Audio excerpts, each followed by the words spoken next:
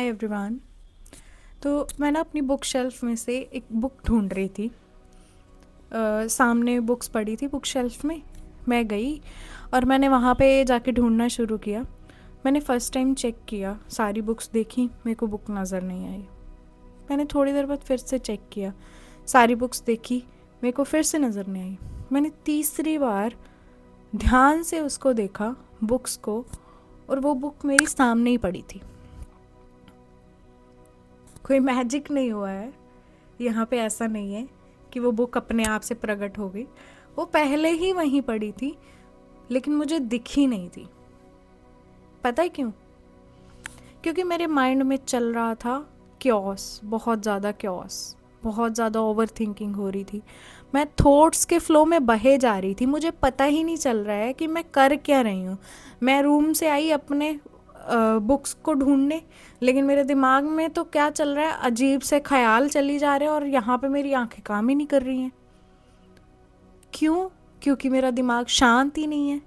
वो कहते हैं ना कि आपके सेंसेस भी काम करना बंद कर देते हैं, आपका दिमाग सही डिसीजन लेना बंद कर देता है जब ओवर थिंकिंग के जोन में होते हो आप। सुना है ना ये चीज़? एक्चुअली होता क्या है कि हमारे अंदर ना हर चीज़ का जवाब है। ये हमने बहुत बार सुना हुआ है कि हमारी लाइफ में जितनी भी प्रॉब्लम्स आती हैं उन सब का जवाब है। लेकिन हमारे जो दिमाग में बहुत सारी नॉइसेस चल रही हैं ना, जो वॉर जोन बना हुआ है ना, जो महाभारत हमने यहाँ पे चला रखी है ना, उसकी वजह से हमें कुछ पता ही नहीं चल पाता है। ना तो हमारे सेंसेस ठीक से काम कर पाते हैं, ना हमारा दिमाग ठीक से काम कर पाता है, ना हम किसी प्रॉब्लम का सल्यूशन ढूंढ पाते हैं। वो होता है ऐसे, इधर से एक तीर चल के आ रहा है। महाभारत में नहीं देखा आपने, इधर से एक तीर चल के आ रहा है, एक उधर से तीर, ऐसे बूम। वही चीज़ें तो हमारे साथ होती है दिमाग में भी। एक थॉट इधर से आ रहा है, मुझे ये काम करना चाहिए, एक थॉट दूसरी साइड से आ रहा है, मुझे ये काम नहीं करना चाहिए, और हम बस उलझे हुए हैं उन्हीं चीज़ों में। जबकि हमारे अंदर एक बहुत ही वाइस बीइंग है, जिसको कुछ लोग कॉन्शियसनेस बोलते हैं, कुछ लोग इंट्यूशन बोलते हैं, कुछ लोग इंटेलिजेंस बोलते हैं, कुछ लोग सोल बोलते हैं। वो उसके पास हर चीज़ के जवाब हैं, लेकिन वो जब यहाँ तक आती है ना आपको जवाब देने के लिए, यहाँ हार्ट से वो थ्रोट तक ट्रैवल करती है, लेकिन जब वो दिमाग में देखती है कि यहाँ इतना क्योस हो रखा है, वो वापस चली जाती है। क्यों?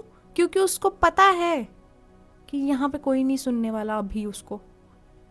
उसकी बस यही प्रॉब्लम है कि वो सिर्फ शांत जगह पे जवाब देती है, और हमें पता ही नहीं है कि इसको शांत करना कैसे है ना? तो इस वीडियो में मैं इसको शांत करने के तरीके बताने वाली हूँ। मैं ये चीज़ पहले भी बोल चुकी हूँ कि सोचना बुरा नहीं है, बस उस सोचों में बहे जाना बुरा होता है। तो उन्हीं सोचों से निकालने के लिए मैं आपको कुछ एक्शनेबल स्टेप्स दे रही हूँ। स्टेप 1 है हमारा, पोज फॉर 5 मिनट्स। आपको कुछ नहीं करना है। जैसे अभी आपका दिमाग ओवरथिंक कर रहा है, आप कुछ मत करो, आप बस बैठ जाओ। बैठो, फ़ोन साइड पे होना चाहिए, बुक साइड पे, आपके पास कुछ नहीं होना चाहिए, नथिंग। आप बस बैठो, आइज़ क्लोज करो और बस अपनी सांसों पे ध्यान दो। ब्रीदिंग, ये जो श्वास है ना, ये आपको कंट्रोल कर रही है, और जब आप इसको ऑब्जर्व करना शुरू कर देते हो ना, तब आपको धीरे धीरे समझ आने लग जाता है कि ये चीज़ें इस श्वास के सामने कुछ भी नहीं है। इसलिए बस श्वास पे ध्यान दो। स्टेप 2, अब 5 मिनट आप बैठे, आपने सिर्फ अपनी सांस पे ध्यान दिया, उसकी मूवमेंट को, ब्रीदिंग की जो मूवमेंट हो रही है, जो सांस अंदर आ रही है बाहर जा रही है, उसको आपने नोटिस किया। अब आप पेन और पेपर लो और उस पर 3 कॉलम्स बनाओ। फर्स्ट कॉलम में आप लिखोगे व्हाट एम आई थिंकिंग, कि मैं सोच क्या रही हूँ। सेकंड में आप लिखोगे व्हाट एम आई फीलिंग, उस सोच की वजह से मुझे क्या फील हो रहा है। एंड लास्ट कॉलम होगा what can I do next, कि मैं ये सोच रही हूँ, मैं ये फील कर रही हूँ, मान लो मेरे को लग रहा है कि मैं केपेबल नहीं हूँ, उससे मेरे को फीलिंग आ रही है बहुत ही ज़्यादा अंडर कॉन्फिडेंट होने की। What can I do now? मैं लिख सकती हूँ मैं कि मेरे को क्यों लग रहा है कि मैं केपेबल नहीं हूँ, और उसके लिए मैं एक्शनेबल स्टेप क्या ले सकती हूँ। जब आपने ये सब कुछ लिख लिया, आपने अपने थॉट्स को आराम से टाइम लो, पेन और पेपर के साथ सब कुछ उस पर लिख डालो। जब आपने सब कुछ लिख दिया, यहाँ की जो फोग थी वो धीरे धीरे क्लैरिटी में कन्वर्ट होना शुरू हो रही है, क्योंकि आपने यहाँ से सारी चीज़ें ऐसे निकाल के पेन और पेपर में डाल दी हैं। अब यहाँ पे स्पेस बननी शुरू हो गई है। स्टेप 3 में आप क्या करोगे? अब आप अपनी सीट से उठोगे and go for a walk और अ रन। भागना शुरू कर दो, वॉक पे चले जाओ, फ़ोन के साथ नहीं, फ़ोन घर पे छोड़ के जाओ। जैसे जैसे वॉक कर रहे हो बस सराउंडिंग्स को ऑब्ज़र्व करो, फ्लावर्स को ऑब्ज़र्व करो, जो उनकी नई पेटल्स आ रही हैं उनको देखो, लीव्स को ऑब्ज़र्व करो, आसपास क्या पेड़ हैं, बर्ड्स की साउंड सुनो, और ये सारी चीज़ें सराउंडिंग्स को देखना शुरू कर दो। जब हम नेचर के पास जाते हैं ना, तो ऑटोमेटिकली अपने अंदर की दुनिया से जुड़ने लगते हैं। स्टेप नंबर 4, अब आपको अपने सेंसेस को यूज़ करना शुरू करना है। आपको स्मेल करना है कि कौन कौन सी फ्रेगरेंसेस आ रही हैं आसपास आपके।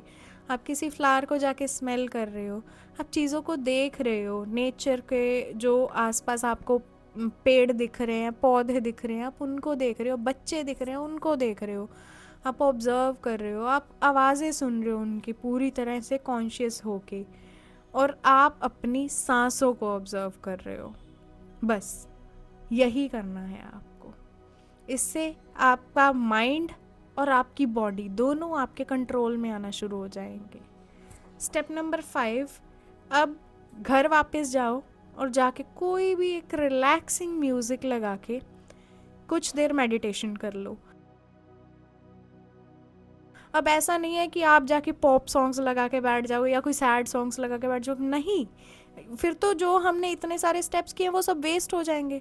अब आपको जाके क्या करना है? बस जाके बैठना है, हाई वाइब्रेशनल फ्रिक्वेंसी वाली कुछ या तो म्यूज़िक सुन लो या फिर योग निद्रा लगा के कुछ देर की नैप ले लो, बस। एंड यू विल सी कि जब आप योग निद्रा करने के बाद अपनी सेंसेस में आओगे या वो नैप लेके जब आप उठोगे, तो आपका दिमाग, आपका क्योस एकदम शांत हो चुका होगा। अब आपका इंट्यूशन भी सही से जवाब देगा और आपको आपकी प्रॉब्लम्स के सल्यूशन भी ज़रूर मिलेंगे।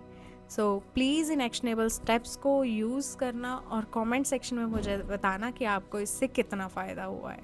Till then, take care, bye bye.